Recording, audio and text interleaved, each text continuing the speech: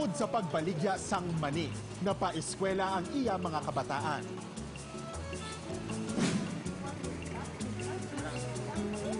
Mapasinanlag, coated, kag kasuyman. Tanan, nangin rason kung paano nabuhi ang iya pamilya.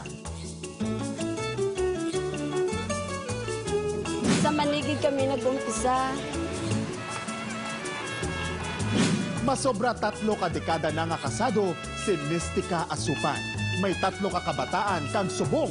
Anong na ang iya mga apo? Suno sa iya sa stress nga iya makuha sa bilog nga adlaw nga pagbaligya.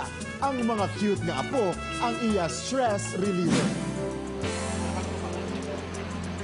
Pagbaligya sang Manina ang nangin palangabuyan sang pamilya ni Mystica. Umpisa nga nangabuhi ini kag nagkapamilya. Ang nabulig sang manisa kon, nakapa-eskwela ko sa akong kabataan, nakapatapos ko sa UI eskwela, nakagraduate. Kag umpisa sadto hasta subong ang downtown area nang nangin ikaduwa niya nga puloy-an.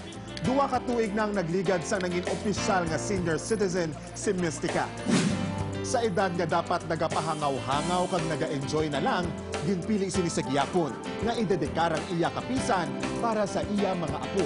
Sige ko magpondo ko, dumatyaga ko, dumasakiton ko.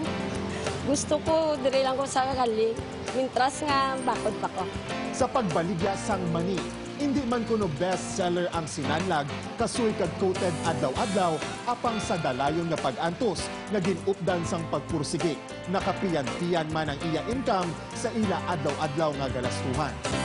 Ang mga apo ko naman ginabuligan ko, subong iti ang bata ko. Ang agot ko, 33 years na mo.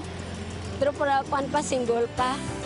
Pero apo na lang na, kay alam sila eskwela, gabuli ko sila, kuanano, tagtatay.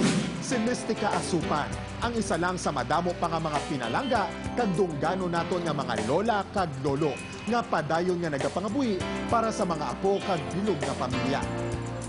Iya man ginpakita nga ang pagkailoy wala nagaumpisa kag nagatapos sa pagdala sang bata sang 9 ka bulan sa iya tiyan. Hasta sa pagbunag sini kundi nagapadayon hasta nga siyang yara para sa iya mga kabataan kag mga apo.